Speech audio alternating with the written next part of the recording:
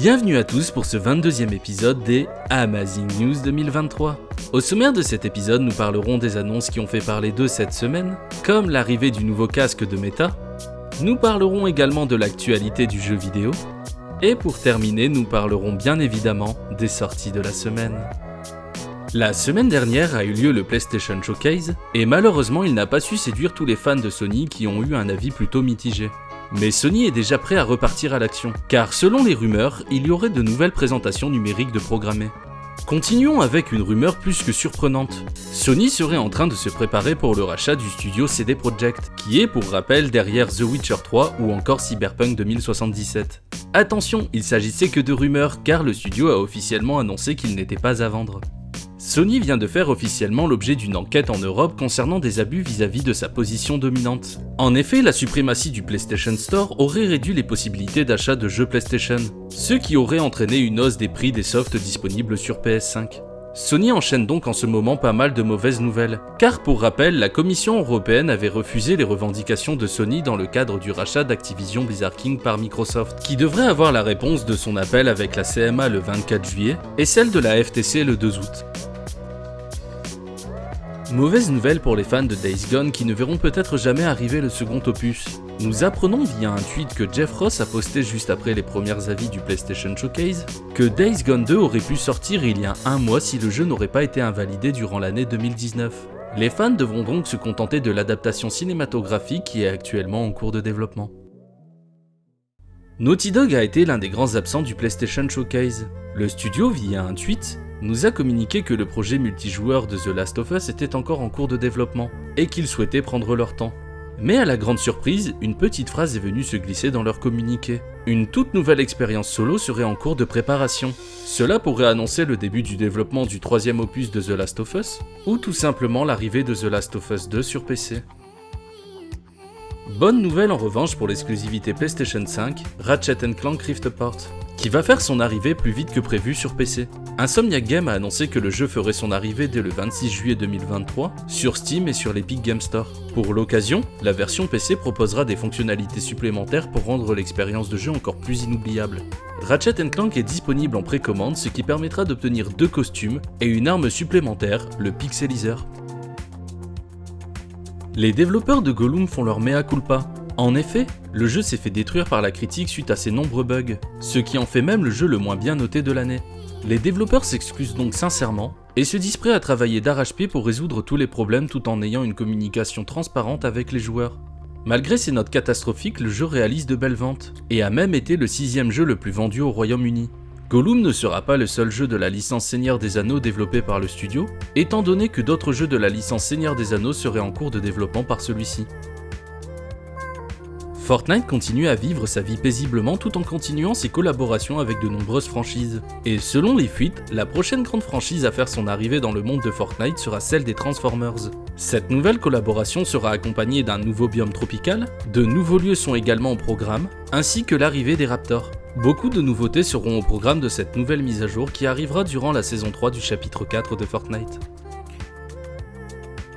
Embracer Group a connu une chute catastrophique en bourse et cela ne sera certainement pas sans conséquences. Justement, le jeu qui nous concerne ici n'est d'autre que le remake de Star Wars KOTOR. Le jeu avait au fil des années subi un développement chaotique, comme les renvois du directeur artistique et celui qui est chargé de la conception globale du titre, ou encore celle de l'arrivée d'un nouveau studio sur le projet.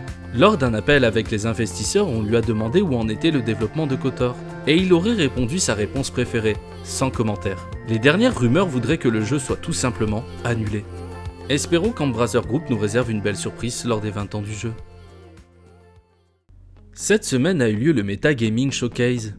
Durant cette conférence, nous avons eu le droit à de nombreuses présentations concernant les nouveaux jeux qui feront leur arrivée dans le monde du VR, ainsi que tous les jeux qui bénéficieront d'une nouvelle mise à jour. Le lien de la rediffusion se trouvera dans la description.